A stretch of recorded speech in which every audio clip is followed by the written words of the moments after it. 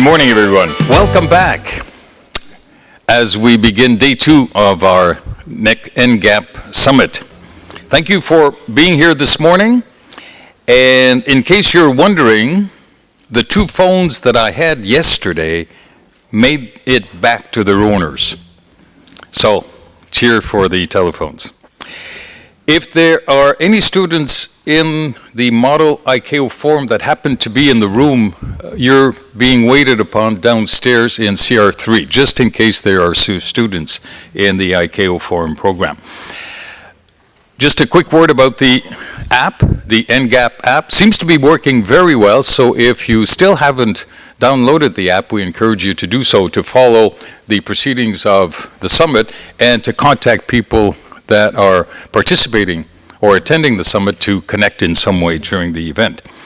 And finally, thank you for being here this morning on time. We had a few technical things to work out, but we're ready to go with panel 4 for the summit.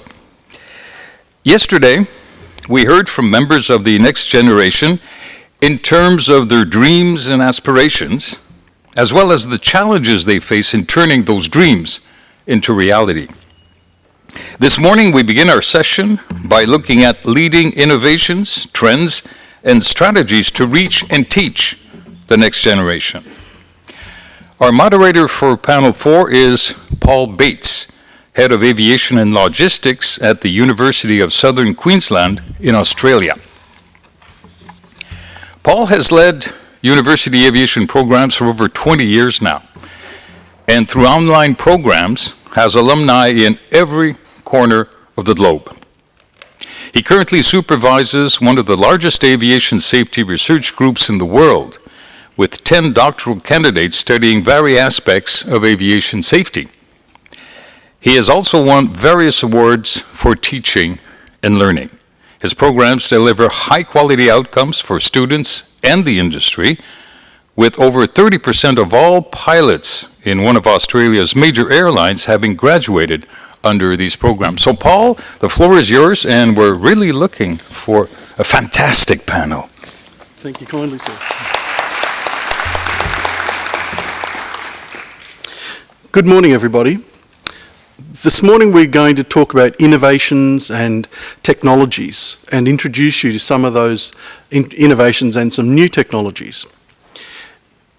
One of the things for people that are not regularly involved in teaching, one of the things that you might not know is that for teachers who are exemplary, what they are trying to do is to not teach at all. That to teach means that you have to impart the knowledge yourself. If you are a football fan or a baseball fan or a hockey fan, or you're into car racing and you're really into that, you know details that other people don't know. You know when the team last won, how many times it's won in the last 10 years, when it was established, all of the players. And you know that because you're interested in it. You've generated self-interest in the field that you're excited about. And that's what good teachers do. They don't teach, they excite and encourage students to engage with the material.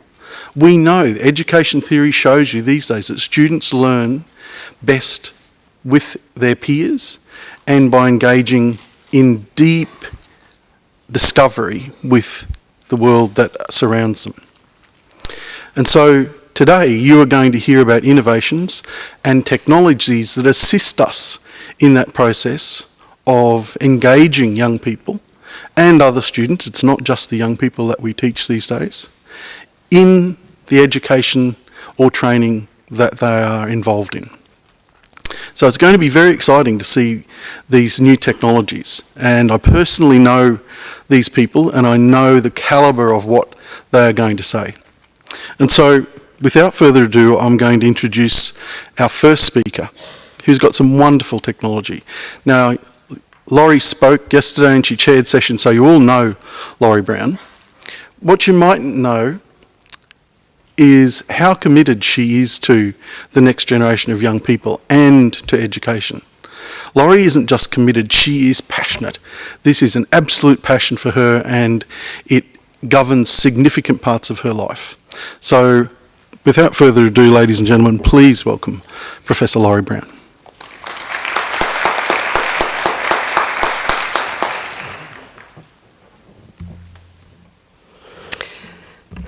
Good morning. It's a pleasure to be here again, and I echo what Dr. Bates was saying.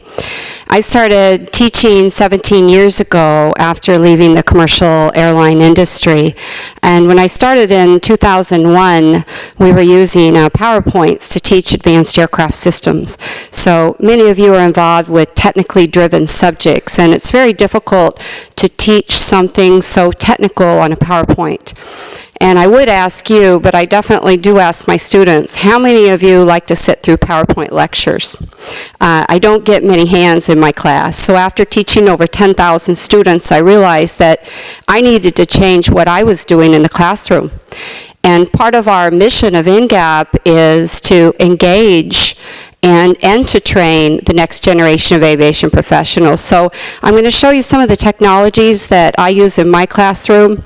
My students are very excited when they come to class. They stay awake. I don't have to worry about them sleeping through the boring PowerPoint lectures. And teaching technically driven subjects, we need the ability for the students to practice. So I'm going to give you a few highlights of that.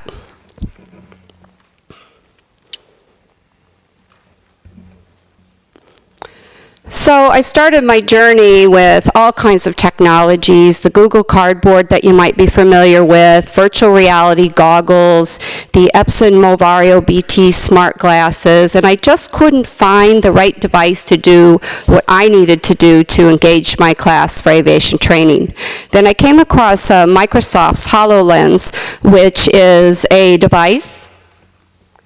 Happened to bring mine, and by the way, I'll give you live demonstrations if you'd like to try it on the break. And it actually has 2 digital computers inside.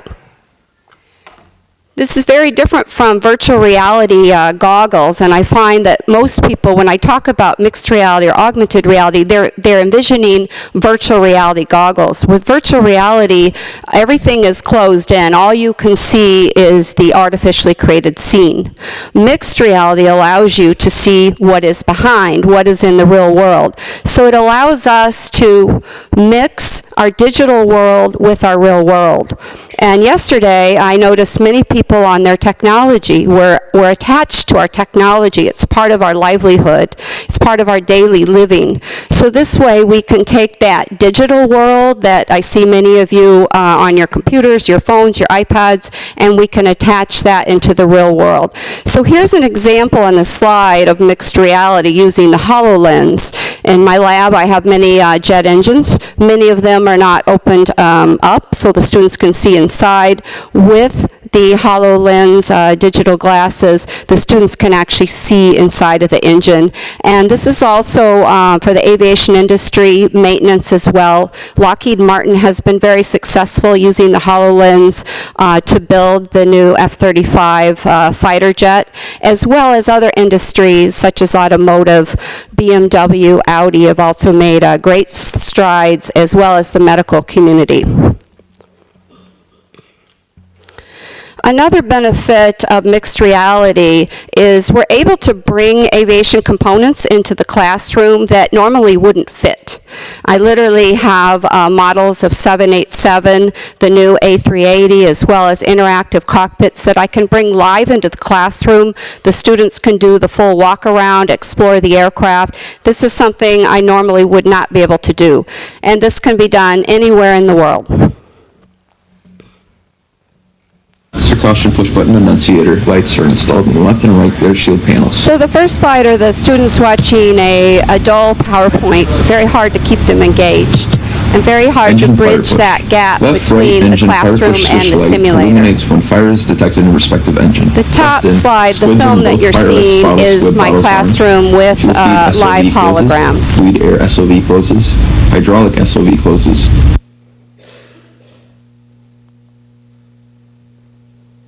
So how can we use mixed reality in aviation training?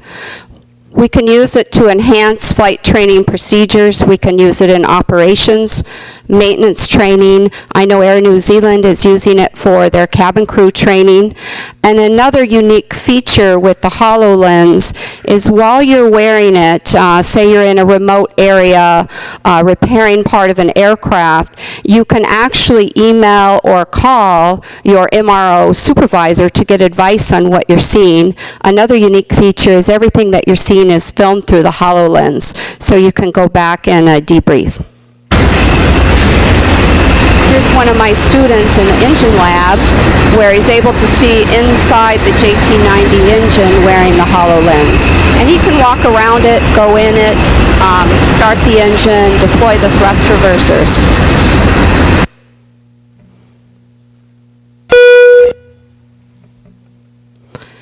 The great thing is being able to train anywhere, any place, and we are a global industry, so in theory, I could be here working with a trainee in China, and we're seeing both the same view, and we're interacting with the same hologram.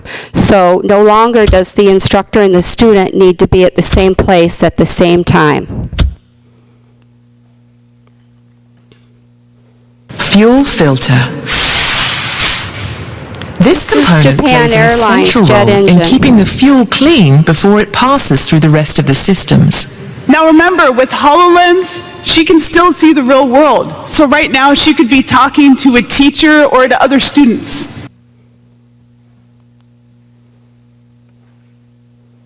And I can choose a size and a position that suits my environment.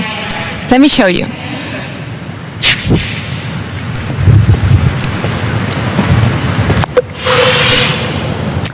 But not only that, I can access parts that would otherwise be very hard to spot. Show fuel pump.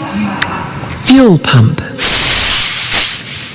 This is one of the essential components, which is designed to supply the fuel. And with the HoloLens, you interact with either voice commands or hand gestures. You're not tethered to a computer. So what I've done for the pilot training is I've created hand gestures that are the exact hand gestures that a pilot would use in the cockpit. And for the maintenance, the same can be programmed. Press lever to idle. Press lever to idle. So while you're inside the hologram, you can actually interact with the hologram. And all of these videos were taken live from my HoloLens from the classroom. So what you're seeing on one side is what the student's seeing inside the CRJ-200 flight deck, and I can see what the student is doing and looking at on my computer. For the classroom, it's wonderful because I can also project it for the whole class, and we can discuss it. We can have a facilitated discussion and live engagement together.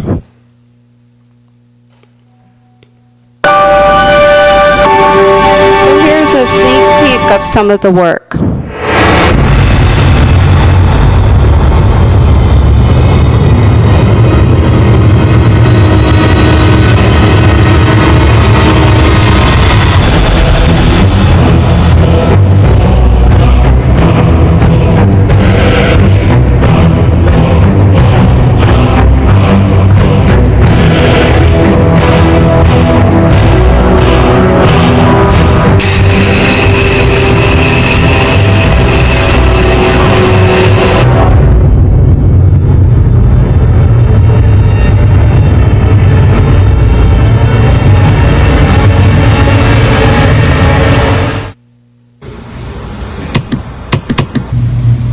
This tutorial will help you recognize and apply proper abort procedures should a hot start occur during normal starting procedures. A hot start is when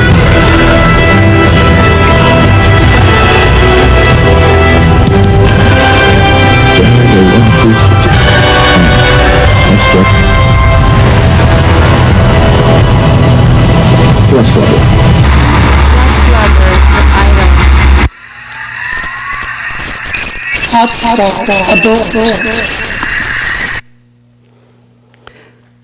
So inside the holographic simulations, I built real scenarios using the real manuals, the quick reference handbook procedures, and checklists. So it's very different from a simulator because there is no free play, so that we do not have any negative training.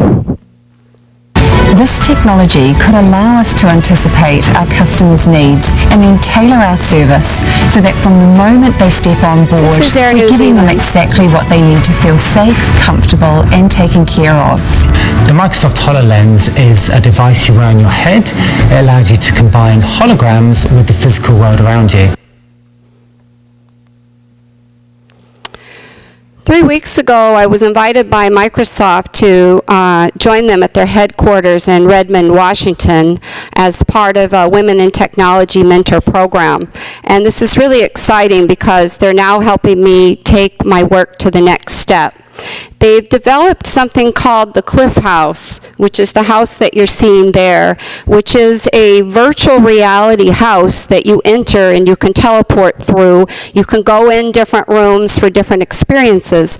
And while I was there, I was very excited about it, and I thought, what if we had that same experience with an airport?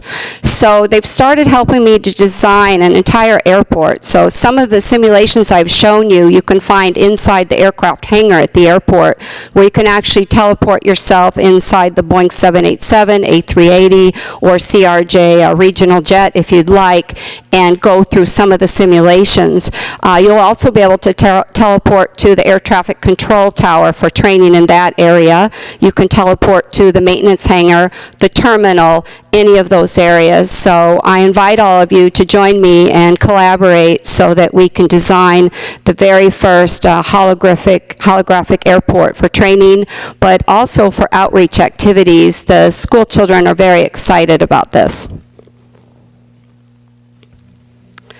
Thank you very much, and I echo Mr. Stephen Kramer's quote from day one yesterday, that the best way to predict the future is to invent it, and I hope that you will join me on this journey as we move forward. Thank you.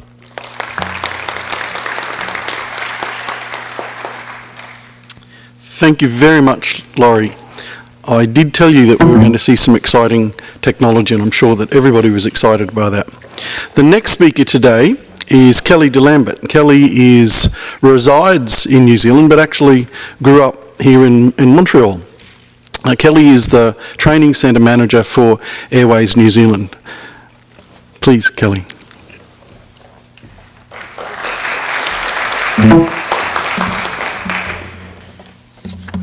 Kia ora tātou.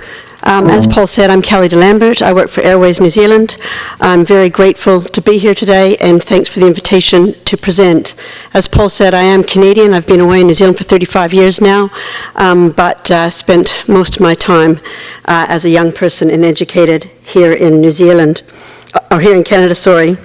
The title of this panel presentation is New Training Strategies in Innovation for an Evolving Demographic. I'm going to talk about some of the trends we at Airways see in teaching and learning, and then discuss some of those areas where we've developed products and services to meet those evolving demographics. First of all, where am I pointing? A little bit about Airways New Zealand. We're an air navigation services provider. We probably cover one of the largest airspaces in the world, about 7.5% of the surface of the Earth, but obviously not one of the busiest. We've got about 400 air traffic controllers that work in an organization with about 800 people, and we have a large training facility where we train people at the moment in the facilities in New Zealand, and we've got a couple of overseas campuses. We're training about 150 air traffic controllers from 7 different countries. I'll just talk a little bit about the research. When you have access to the notes in my presentation, you can see some of the research that I'm talking about here. But there's a lot of trends going on, and if you search any terms, you'll be able to find some of the things that are happening. I've got a core education 10 training trends from 2017, which describes significant themes impacting on education and training. The first is the notion of exponential change that we're experiencing in every sphere. The second is a concept of digital disruption, which emphasizes the way that digital technologies are disrupting rather than simply augmenting or adding to the training that we currently do. Together, these things are driving the transformation that is occurring in all facets of our lives, including education. According to Josh Bersin in a Forbes article, the corporate learning and development industry is worth over 140 billion in size, and it crosses over into the 300 billion marketplace for college degrees, professional development, and secondary education around the world. So it's a lot of money being spent, and thanks to the emergence of digital content and tools, all these programs are being reinvented for digital access, enabling businesses and employees to learn like never before. I've got another PwC article here by Barry Dresden, which describes 3 ways education is being disrupted by digital technology. Classrooms, as we've seen prior with Laurie, lectures and textbooks are giving way to innovative teaching methods. Digital distribution is personalized content, so students can access content specific to them now. And new digital-driven education providers are coming out in the workforce. An example was a University of Texas project, UTX, Disrupting Higher Education. This project is powering campus projects across the university to identify and develop transformational projects and sustainable education models that are student-centered, industry-aligned, personalized, data-driven, and scalable. So how do we meet these changing needs for our learners? We looked at the trends in our behavior and how we interact with our world and what our customers were telling us. Our learners now expect to access things when they want, how they want it, where they are, and at their own pace, on demand. We see it in every other facet of our lives with digital TV, Netflix, the world on our phones. We do our banking when it suits, not when the banks are open. Our customers were telling us they want more flexibility in training their operational staff and trainees. It's a big cost of travel to the location, time off rosters for operational training, utilizing downtime, and overall reducing costs. So at Airways, we believe the shift in behaviors also applies to training. Our learners want to learn at their own pace using online engaging tools. So the tool that we've developed, we call Rebouças. It's an e-learning platform, cloud-based, supporting achieving fast and cost-effective training by enabling learners to complete the theory component of their training online. We use this for both our ab initio training and for all of our operational controllers, catering to a new generation of learners who are expecting online interactive. I've got a video now just to show some of that.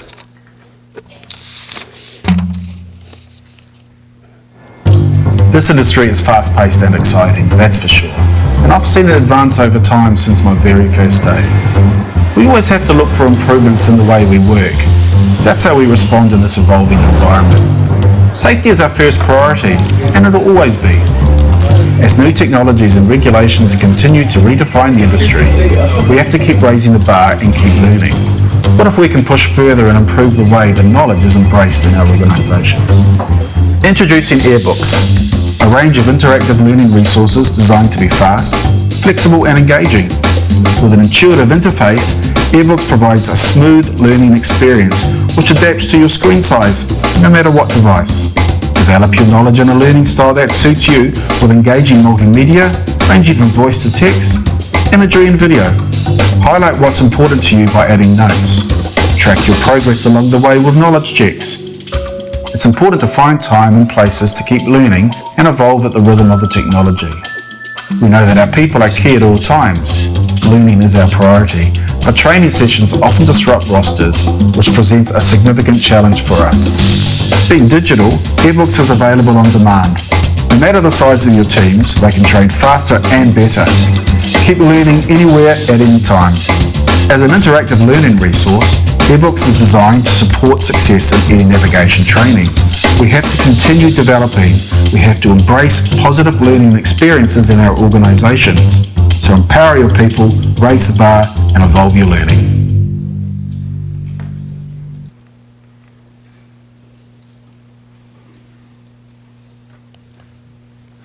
So to talk about this a little bit further, I thought I'd use a case study that we have done to support our training options. We were at a situation where we're preparing to roll out PBN navigation training to 25% of the New Zealand airspace. The challenge for us was to deliver a cost-effective training to 140 air traffic controllers, and we had a time frame of just 3 months to 16 towers across the country without minimizing disruption to our rosters. We developed this PBN airbook, an airbook to provide ATC staff with the necessary background before sessions in the simulator. All staff completed this on their own time at their own unit. I kind of think of them like Harry Potter books. They're interactive, they've got videos, they've got models, they've got quizzes. Everything can come alive. You can connect with each other, ask questions within the airbooks. It was fast. The advantages for us was that it was fast delivery rollout. It was consistent delivery of material, whereas attending courses might be differing each time people arrive. It was at a convenient time, and it didn't matter location, so people could be doing this when they're on night shifts or during quiet time in their units. They then came to PBN training in the sim, and the team leaders there reported that these sessions were far more valuable with the background learning by the trainees. All the training was completed live within 3 months, and we had increased engagement and increased understanding. We also developed sector-specific e-books for specific rosters so they could learn within their own sector. We had a dashboard was developed to support the managers. They could see all the information, how many people had accessed the books, how long they'd spent on each page, how well they'd done in each assessments, how many resets they had in each assessment, so that they could look at how much collaboration they had between controllers so that we could see. So it was a very good dashboard to support the information. Here's an example of the analytics. So within the web page, you could see everything about the learners, what they'd done, how long they'd tracked, and senior managers could compare units as well. Why do we think it worked? Students expect modern learning tools. In not just our new generation of learners, but right throughout our workforce, we believe that people expect to have modern tools. We're a workforce with high internet activity. It enables a self-study anytime, anywhere. They could do a whole book at once, or they could do 30-minute chapters as opposed to having to attend a full day's training. It's engaging with audio, video, games, models, and really easy to use. Caters for the multiple learning styles within our workforce, and enables participation in a community where you can share your thoughts, ideas, and questions with others. They could also use it anywhere, online, offline. They could go to the beach and do it if they wanted, and it engaged our controllers. For our managers, we could reach all the ATCs at once, so there was no need to travel to a classroom or to learn face-to-face. It increased our reach and accessibility of the training. If we found mistakes or we had new content we wanted to push out, we could include it instantly in the airbooks. And the biggest thing for our managers was no travel, less time off rosters, and saved a lot of money with the training.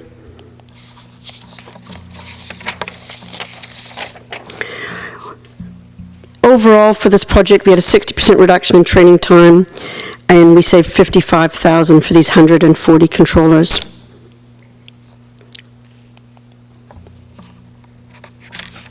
Where are we going to now? We're developing full libraries of these books. We've got a series of books for the non-air traffic controller market. We've got Introduction to ATC, so for people in our workforce that don't know what air traffic controlling is. We've got health and safety modules. We've got security awareness modules. We've developed a full range for operational training, for our cyclical training that's compulsory each year, and we've developed a full set for our ab initio training to cover the 051 licensing subjects. We're looking to develop a library that we can share with others. We're looking to work collaboratively where people can provide subject matter content and then have access to the materials for free, and that we can share it with others within the organization. We're hoping to get other people on board that would like to use these airbooks and develop content, especially as we moved into the new 10056 and 10057 ICAO documents, everybody will have to start rewriting the materials. Well, we're hoping we can do it collaboratively and share on an online platform rather than everybody doing it themselves and rewriting their own materials. We're hoping with the results dashboard that people will use these to engage their learners. We can follow up with the training to make sure that people are completing what they're supposed to be, and if they've got any questions, they can come through the Airbooks and the learning platform. I didn't attempt to do an online demonstration of these. Maybe I should have with the quality of the facilities here, but there are some websites that you can go to for refresher training. If you just search Airbooks and Airways, you'll find links to these. We've got operational staff where you can look through some of those Airbooks, as I say, the HR induction books or the ATC trainees. So I welcome you to go on board, and I'm happy to discuss anybody that might want to work with us to share our library. And that's just a quote from one of our team leaders, that he believes that we are showing our staff that we take their training seriously and meeting the next generation of learners coming into our academy, but also all of our staff. Thank you.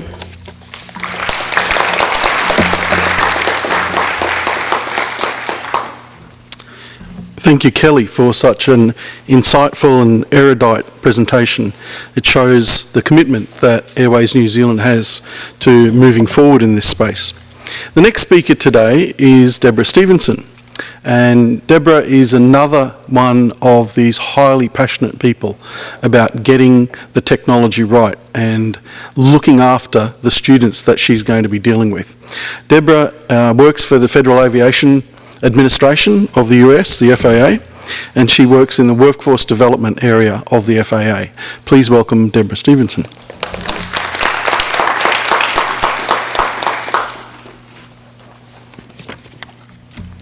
Good morning. So what I'm going to show you today is some samples. I took videos of actual web-based training products that we've developed for our own employees. Our employees are typically an aging workforce on their second career, and at times are resistant to technology and to change. So we need to come up with ways to engage those learners and make them embrace the technology that we use for our training. Another thing is we've been called on in the past to assist industry in creating training products for them in high volatile situations. So I have an example of that as well. And then finally at the end I'm going to talk about the workforce, what we think it's going to be looking like in the future in the next 5 years, and how we might want to adapt our training to meet those needs. So this is a picture of an aircraft that back in 2009 actually did an emergency landing on the Hudson River. That was a result of a bird strike. The Hudson River is located in New York City. When that happened, there was no training out there to address that particular situation or navigating the Hudson River. As a result, private industry came to the FAA and asked if we had any training that we could assist with. So we took it upon ourselves to develop training to help those who might be navigating along the Hudson River. Very tight area, a lot of tall buildings going along Manhattan, a lot of tower controls, a lot of tower calls that have to happen, and we wanted it to be something that they could really engage with. So we put in some simulations in dealing with this restricted airspace, and we actually put in the radio calls that they would be hearing as they traverse the river going between the buildings. So this is just a snippet of what that training looks like. Again, very heavily in simulations. Anna Frank, an operations inspector, is conducting a cabin en route inspection. If you wish to conduct a flight under VFR in or around the Hudson River, your flight may take you into the Hudson River Class B exclusion. The FAA has identified 3 airspace designations for VFR flights conducted over the Hudson River. The first designation describes operations being provided separation services by air traffic control at 1,300 feet above mean sea level, or MSL, and higher. This is Class B airspace and is not part of the Hudson River exclusion. The second designation is transient operations that are conducted between 1,000 and up to, but not including, 1,300 feet MSL. And the third designation describes local operations, which are flights conducted between the surface and up to, but not including, 1,000 feet MSL.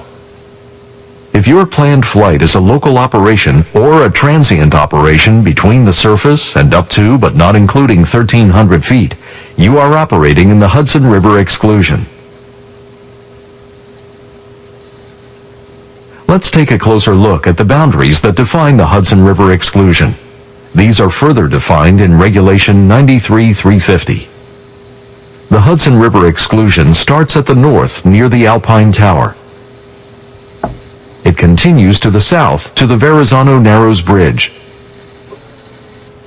For the most part, the width of the exclusion is the width of the Hudson River. To minimize the risk of mid-air collisions in this airspace, the FAA has established operational requirements that you must follow. You will learn more about these in the next module. Let's assume you have planned a local operations flight over the Hudson River. In other words, you will be flying below 1,000 feet MSL. Your planned route is to fly over the Hudson River from the south to the north. Because your flight will be conducted below 1,000 feet MSL, it is considered a local operation, and your flight takes you into the Hudson River exclusion. This means you must follow the operational procedures described in Regulations 93-351 and 93-352. To follow these procedures, your airspeed must not exceed 140 knots, and you must turn on your anti-collision, position navigation lights, and landing lights if you have them. As you approach the Hudson River exclusion, you must self-announce your position at required reporting points, as identified in the New York Terminal Area Chart or New York Helicopter Route Chart, which you must have in the aircraft and be familiar with. Your position announcement should be brief and must include your aircraft type, your current position, the direction of flight, and your altitude. When flying from the south to the north, the first reporting point is the Verrazano Narrows Bridge, which should be reported as VZ. Piper VZ 900 feet northbound. Note that on south to north flights, you should fly along the east shore of the river. As you continue northbound, the next reporting point is the Statue of Liberty. Piper Statue of Liberty 900 feet northbound.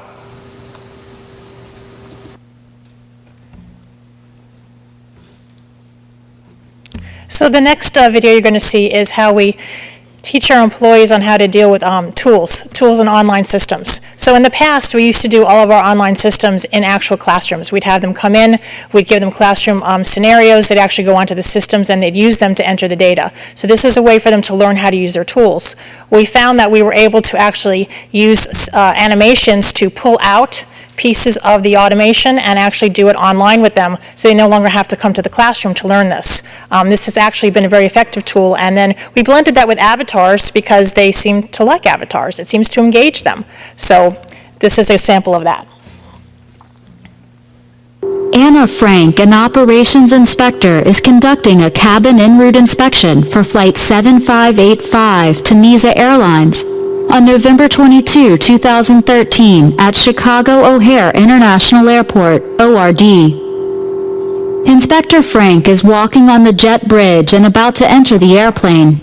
She looks out the jet bridge window and notices an airplane taxiing too close to construction on runway 10C along taxiway P, specifically at the intersection between P and P1. The aircraft belongs to Goldbirds Airlines.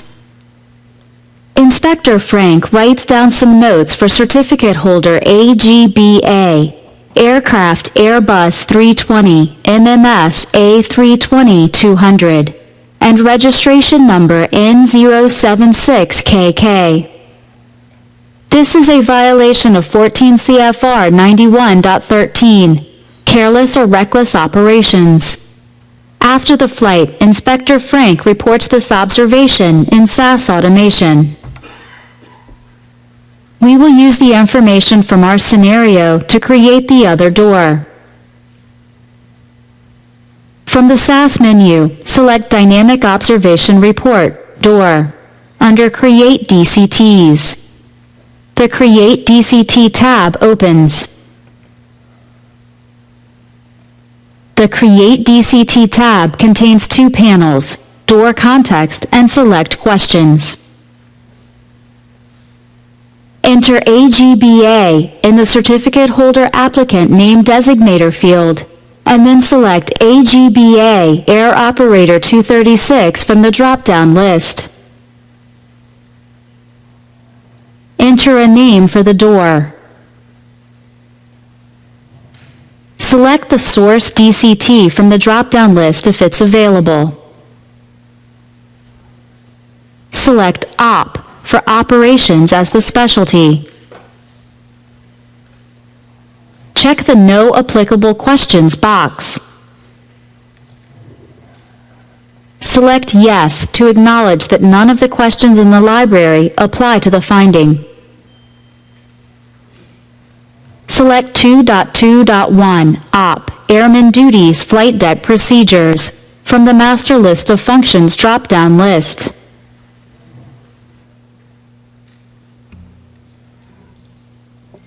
So this last one is to display use of green screen technology. By having an actor come up in front of the green screen, we can put anything behind them that we choose to. In this case, it's a very simple one, but you could have them in a plane, you could have them out in a classroom, out by a lake, whatever you choose to put as the background. This is similar to what they do on the news when they're doing the weather. The weatherman is actually standing in front of a green screen and not actually looking at the map that you see, but they put the map behind him. Oversight is the phase in which you as an ASI will spend the majority of your time.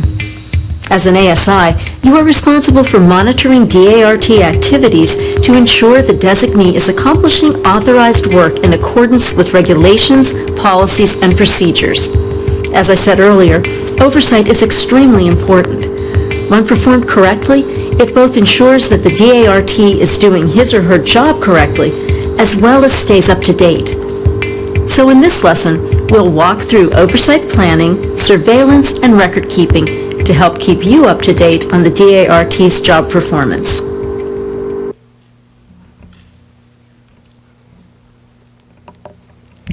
Okay, so now I'm going to talk about the future. So interestingly enough, we have a thing called microlearning, big new buzzword now, that seems to be the new trend.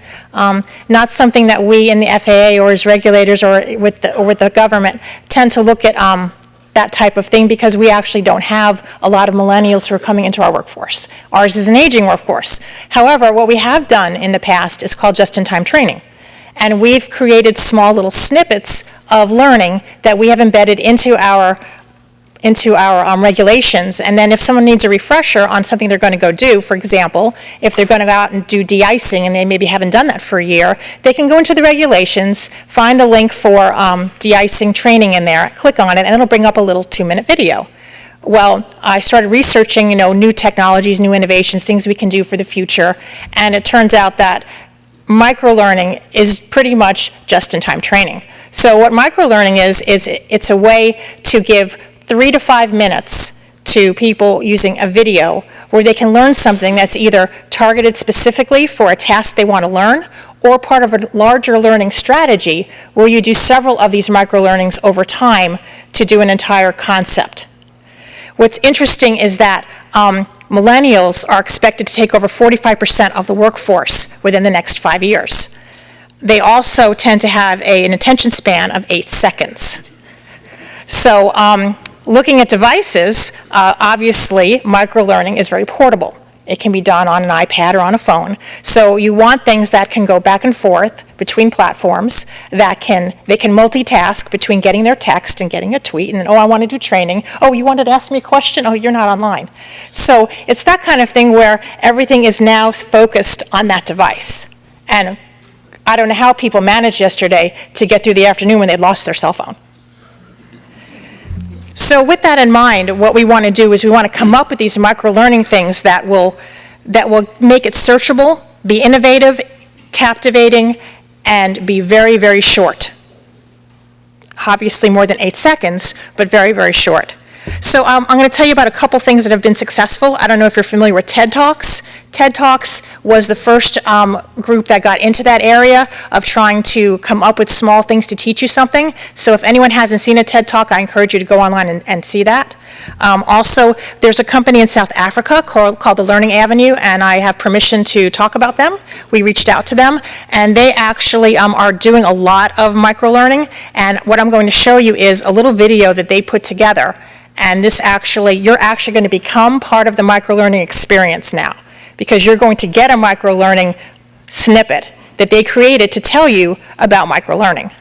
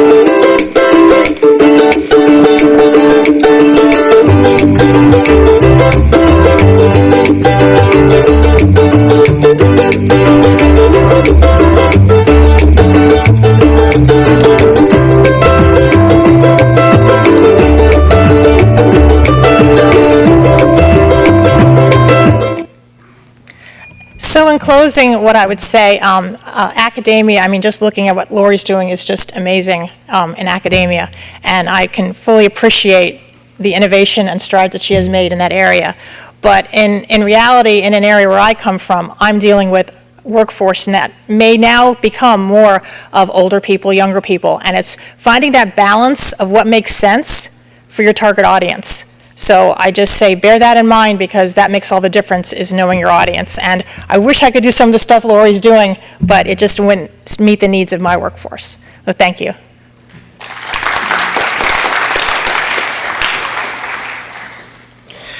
Thank you. As I introduced Deborah, I mentioned how passionate she was, and I think that you could see that very clearly in her presentation.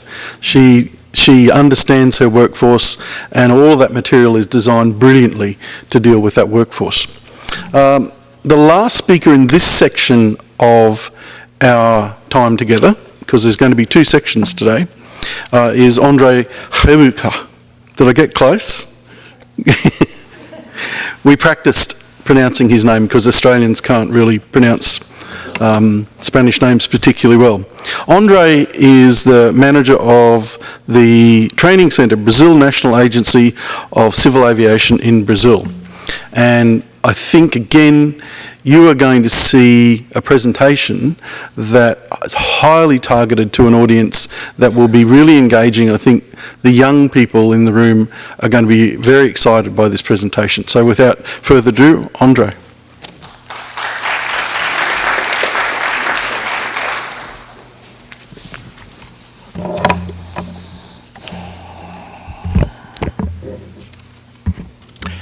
Good morning to everyone.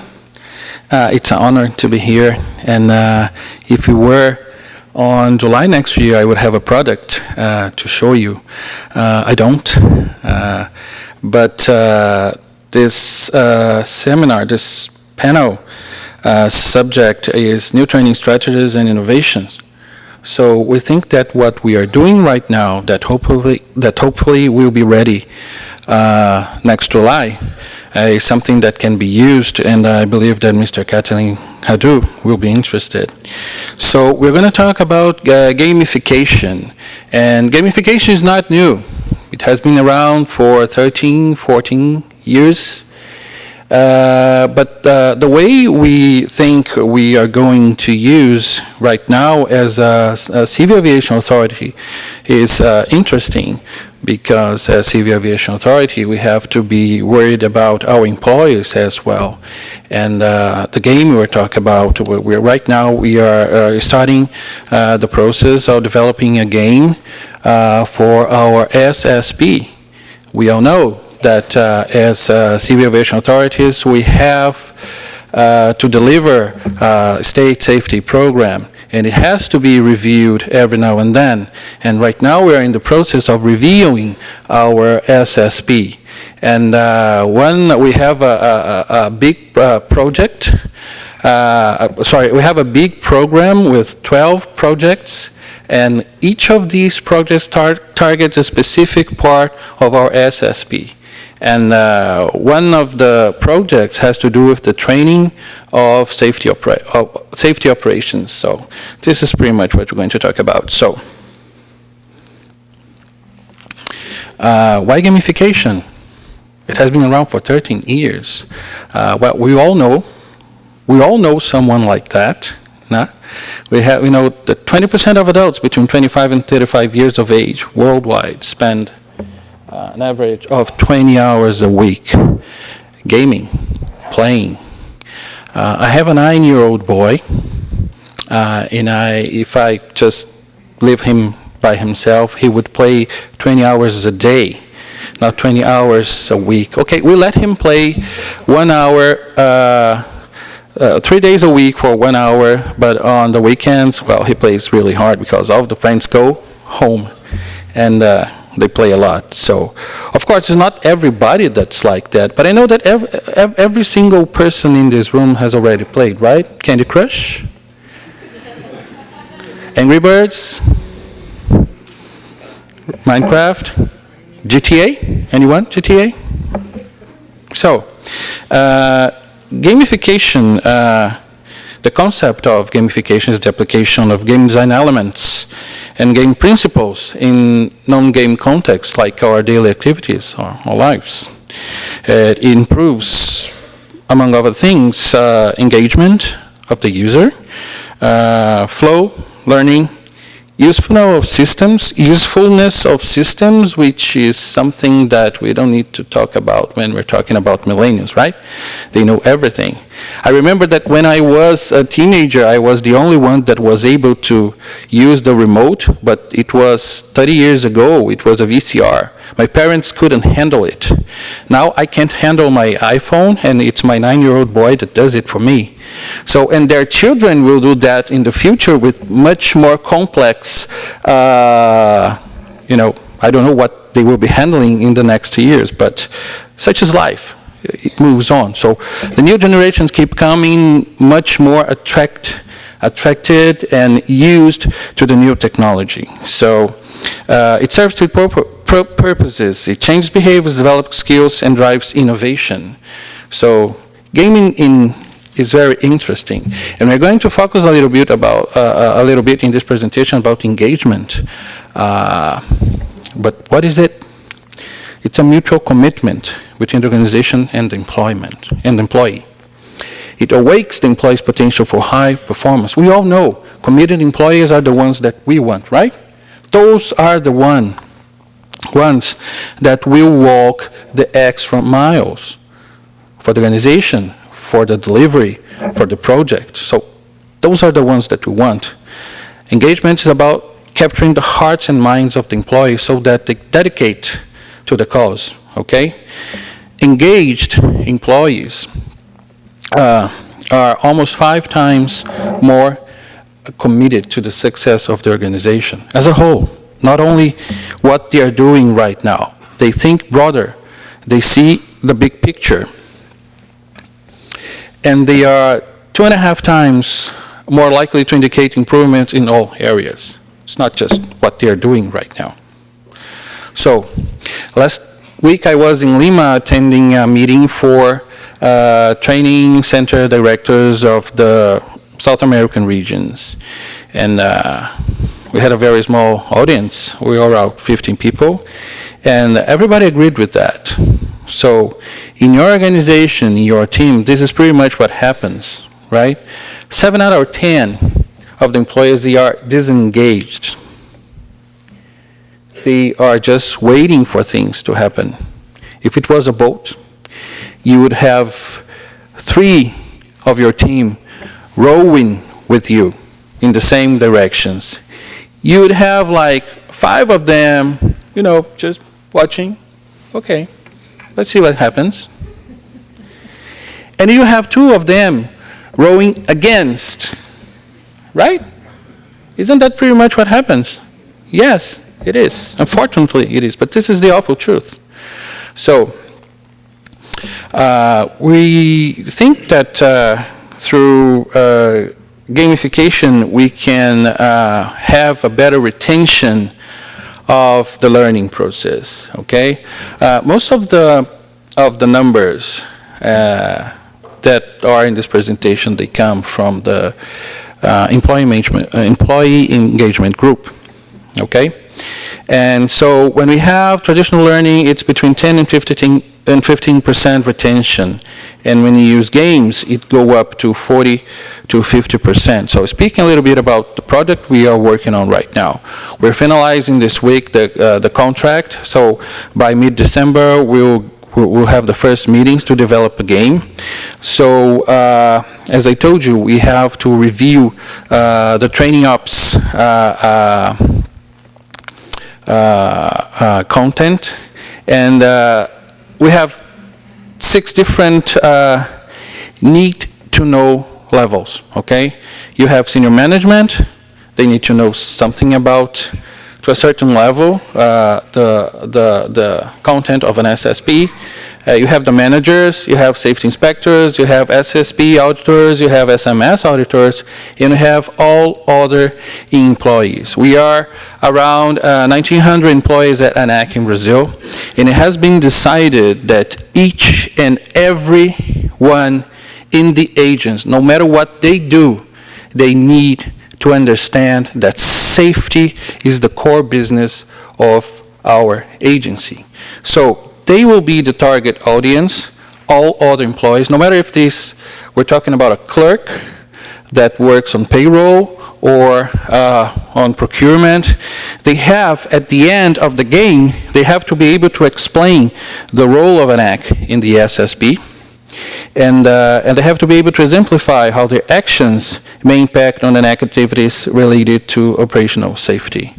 So if this works, and we hope we do, we're doing this for the first time, then this game we'll be able to make other games for the other levels, and with the very little changes, we're gonna spread it to the general public.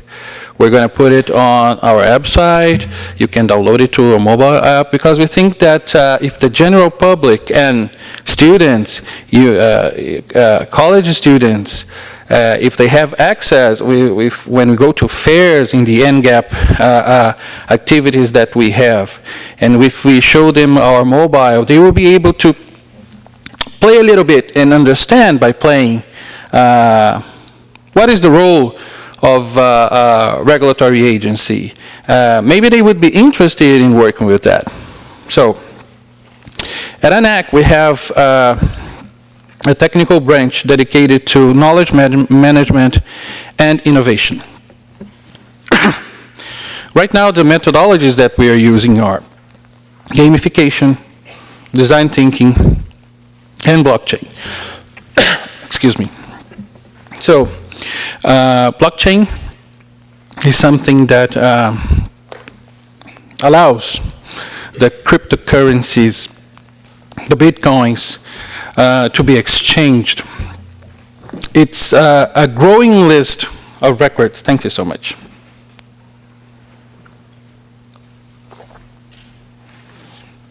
Which are called blocks or ledgers, which are linked and secured using cryptography. It's very safe. I know that it drains a lot of energy, so I heard yesterday, but it permits the inviolability of whatever you put there. So let's say that ANAC Brazil and FAA, we have an agreement, and we can fiscalize. We can grant the authenticity of licenses, aircraft registration, training certificates, paperless. We can have access to each other's data bank in a very safe environment. So this is something that right now we are studying and we're going to use in the future. Sorry. So design thinking. When you think about design thinking, most of us think about Post-its on the wall. It's pretty much putting all the stakeholders in a room and come with a decision that is done with the help of a facilitator. So this is something that we're doing, we're using on a daily basis. The idea of building a game was a result of design thinking, and right now they're using design thinking to, this week at ANAC, they're using it to choose the next intern of this technical branch, which is very interesting. So to finalize, we're going to have like 5 or 6 encounters with the company that we are hiring, and at the end of the process, we'll have a game. So probably we're going to have it by July next year, and as soon as we have it, we're going to share with everybody that is interested. Okay? So thank you very much. Sorry about my voice in the end. So that's pretty much it. Thank you.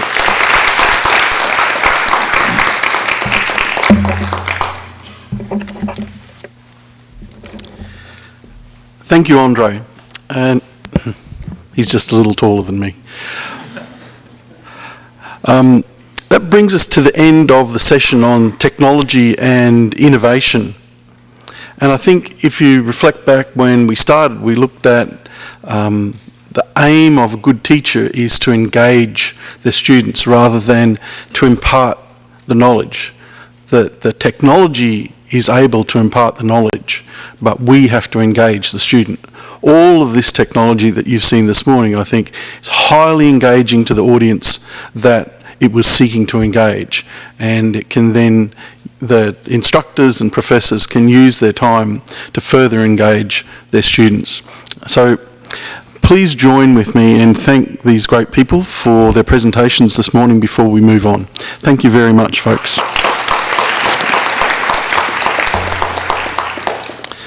Now, we are very fortunate this morning to have one other speaker who's going to lead us into really the next session after the coffee break.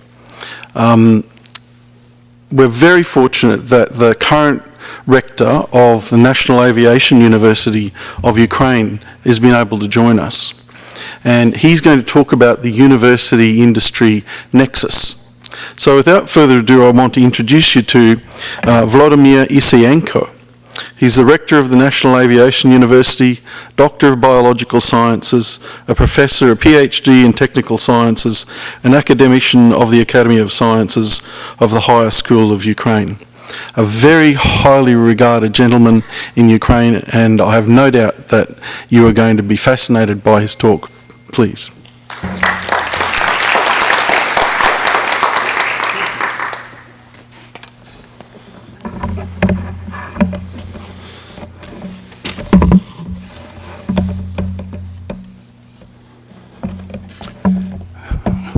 Good morning.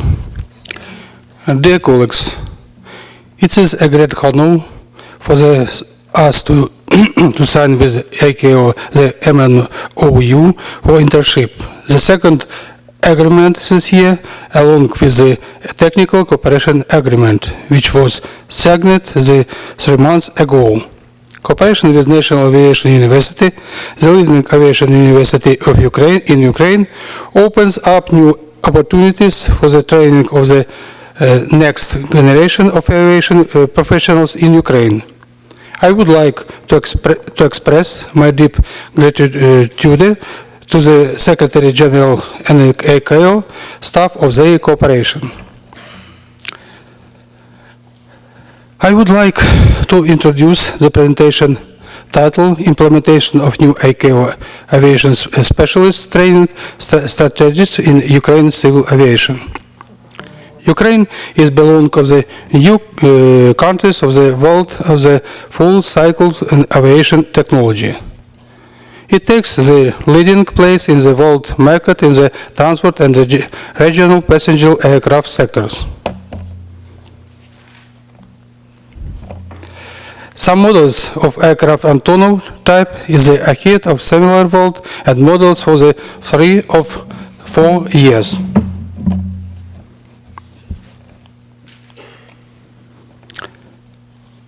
On this slide you can see the legendary Antonov aircraft family.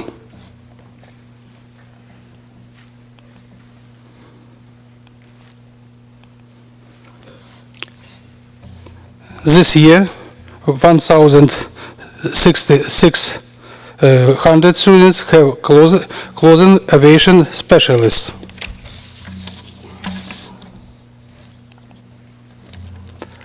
In my opinion, a lot depends on airspace activity, aviation industry, transportation, and so on.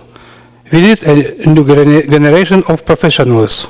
National Aviation University develops innovate components in the international aviation education. Our independent history started in 1943 on the basis of the aviation faculty of Kyiv Polytechnic Institute. This year Kyiv Aviation Institute was established.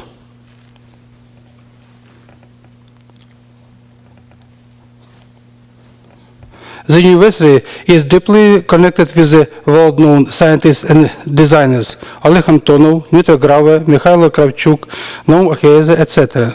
Powerful scientist schools is the sphere as the mechanics, electronics, computing technology were established at the university by Professor Trifon Bashta, Alexander Kukhtenko, Yuri Pukhov, etc. The university is proud its alumnus as chief designer of space rocket systems, academician Volodymyr Chelomey, and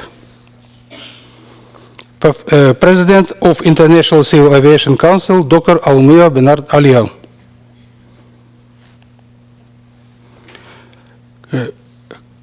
Currently, National Aviation University is the largest aviation university in Ukraine. It has trained many specialists for the more than 140 countries during 85 years on its existence. The academic process at the university provides its teaching staff 2,000 lectures, including 45 academicians, 117 professors, more than 700 PhD holders, and others. The university has a lot of unique hangar, aviation ground equipment facilities, aerodynamic and training complex, the states, museum, and innovation.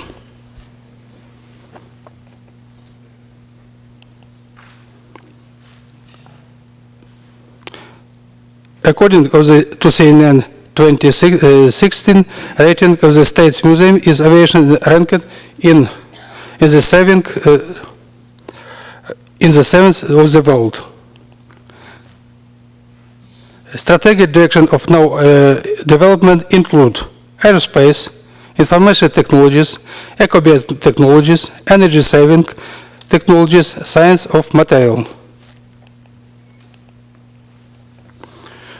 2-engine unmanned aerial vehicles with the electrical engine and the non-traditional aerodynamic schemes has been developed in the university.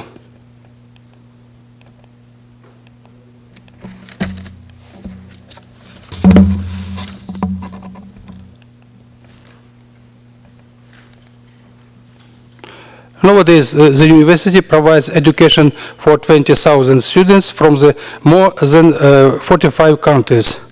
The list of the specialists covers of the wall among the aviation specialties. The university train future pilots, air traffic controllers, aviation specialists, radio electronics, modern airport designer, air transportation management, logistics, etc.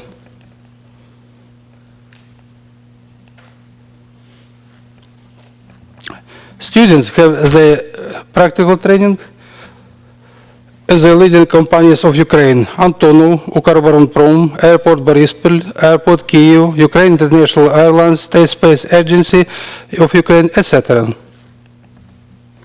National Aviation University participates of many international programs with foreign universities of companies, more than 120 foreign scientists and training institutions in 40 countries, among them China, Germany, France, Poland, Spain, Azerbaijan, Belarus, etc. The ICAO methodologies are being used at the university. They include education, courses of basis of documents of the European Civil Aviation Conference, European Aviation Safety Agency, and Eurocontrol. The ICAO Training Institute was established of the National Aviation University on the basis of the ICAO training centers to coordinate their activities. About 9,000 persons from 75 countries have been trained in the ICAO Training Institute since 2000.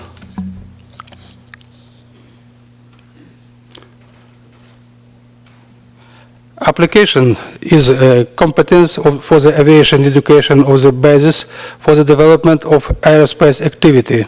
Scientists and pedagogical activity of National Aviation University support innovative development of civil aviation in Ukraine and in many countries of the world.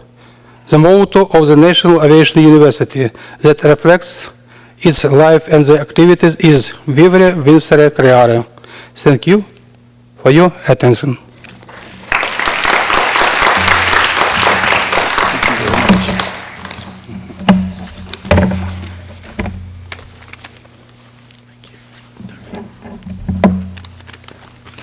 Thank you very much, Professor Isaienko.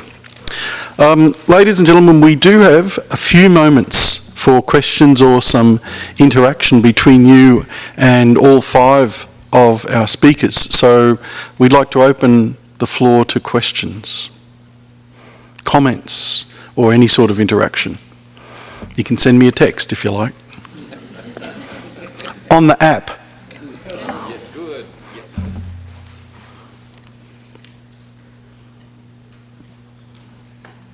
No questions? Yes, we do. We're seeing more and more now is people who are researching how they're going to integrate elements of artificial intelligence in their training, or develop training to help people dealing with the new arrival of artificial intelligence blended into the way that we work. Have either of your organizations started looking at this? Is it on your roadmap, or have you already started doing some advancements in this field?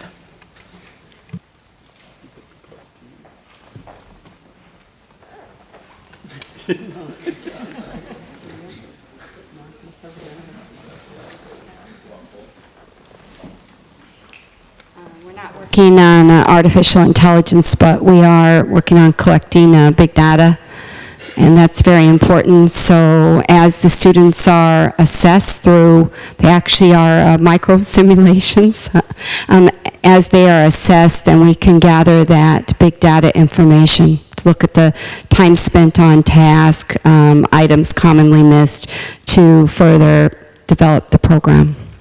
But no artificial intelligence. Anyone else? So just a small piece, not the full-blown artificial intelligence as you have in the article, Christina, that you put into the training. If anyone's interested in that, there's an article on the training, ICAO training magazine on that. But what we are looking at is doing an assessment of employees when they first come on to get an understanding of what they already know. And creating a computerized program that can actually take them down learning trees based on what they actually know and what they need to know. So that will help tailor the training to only what they need. That's kind of the problem we've had over the years is some people will go to training and say, I already knew that. Look at the time I've wasted. So by doing this and doing these automated learning trees and taking them down the path to only what they need to know, that will help make the training more targeted, and it will reduce training costs and training time. And hopefully engage the learner, make it more meaningful for them.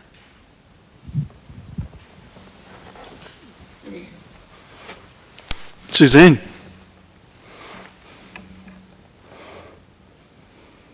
Okay, I think we're thank you so much for your presentations. And I think, it's so interesting to talk about technology, but when we look at how technology is integrated into learning, sometimes we focus less on the effectiveness of learning and more about integrating, the shiniest, newest technology. And it sounds from all of your presentations that you've sort of found a really good balance between making sure you're using technology, but for the right purpose, where it's actually improving the learning experience and the learning outcomes. So I was wondering if any of the panelists could speak to the instructional design aspects of how you're finding that strategic balance and tips for others maybe who are developing and integrating technology into their teaching. Great question.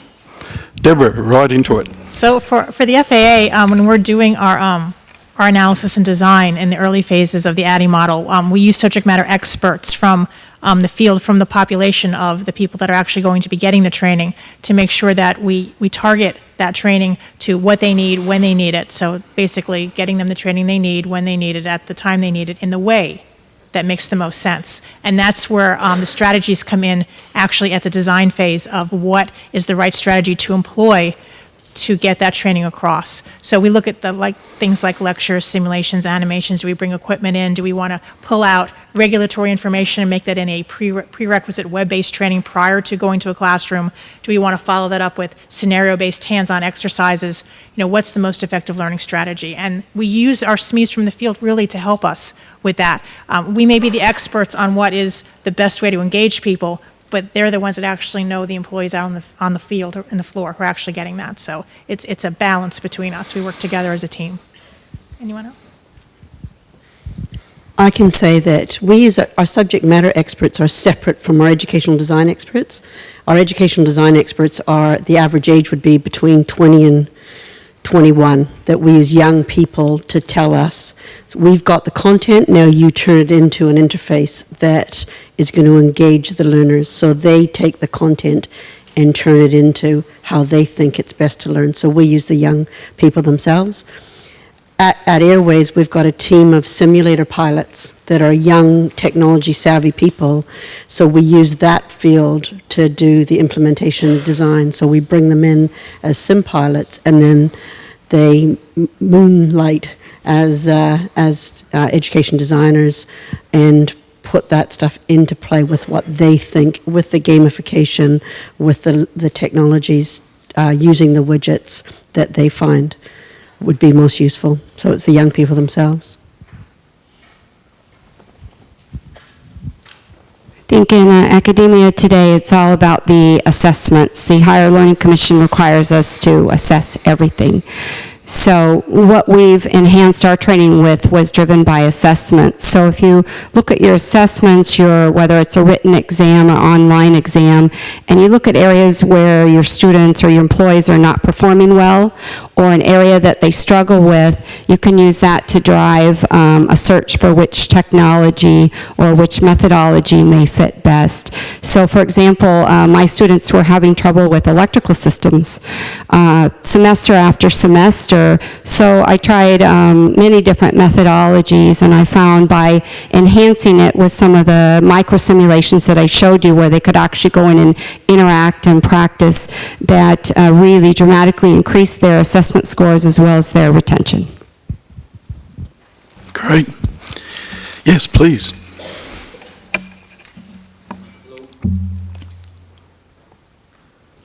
Yeah, the button just... Hello, my name is André Shevchenko. I'm the Ukrainian representative to ICAO. I think it's obviously that to get the next generation of aviation professionals, we need to have the next generation of aviation teachers. And thank you for showing us how we can get there. I wonder if any of you could share your experience of bringing international schools or international professors into one classroom And maybe if you have that kind of experience, you could share some thoughts or takeaways from that when a student has a chance to compare different schools, different approaches, and different methodologies.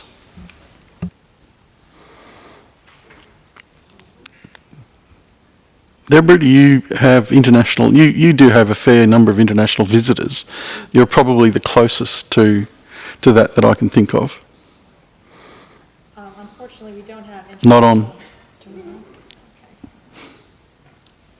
Unfortunately, we don't have international instructors. So our instructors are all U.S. instructors, but our students are international from all over the world. So we either go in-country to their country and teach, or they come into the United States, and the classroom is a collection of students from different countries. But our instructors are all FAA employees, and they're U.S.-based instructors. It seemed like your question was more geared towards different instructors. Okay, I think, no, Kelly. I was just going to say, I use almost all international instructors for our students, but the way the resources have been developed, that the central development, it doesn't, that we can do the training quite easy, so that all of the resources are online, accessible by staff. So we do use international instructors a lot, but not in the development of the materials, more in the delivery of them.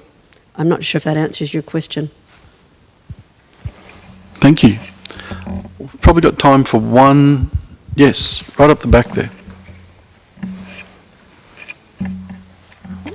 Hi, my name is Alison Swarbrick. I'm from Georgian College. I appreciate all the information. I'm curious to know if anyone has any experience or successes with some of the technology specific to any of the technology, but I'm curious about the Microsoft HoloLens and the Airbooks for cabin crew training.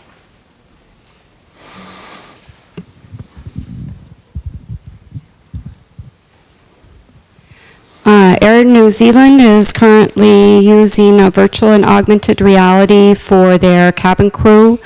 There's a good YouTube showing Air New Zealand with their cabin attendants using virtual for training. One of the areas that's particularly useful is aircraft familiarization. So as opposed to watching a video or going to an expensive simulator, the cabin crew can actually put on the HoloLens, enter the aircraft, and find all their emergency equipment, for example, do their safety checks inside, and actually practice emergency evacuations before going to the simulation.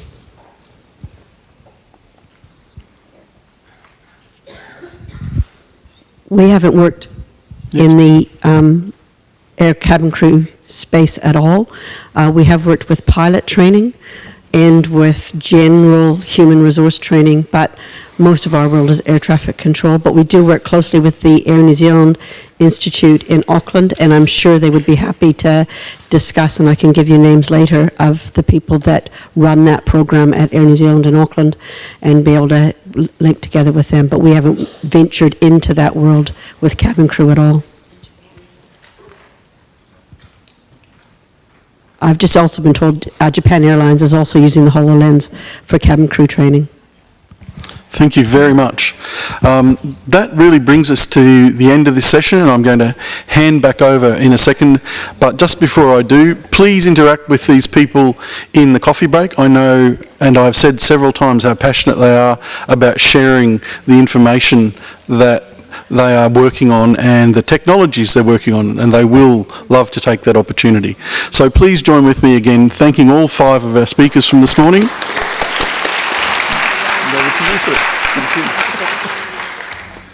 And let's have a warm hand of applause for our moderator.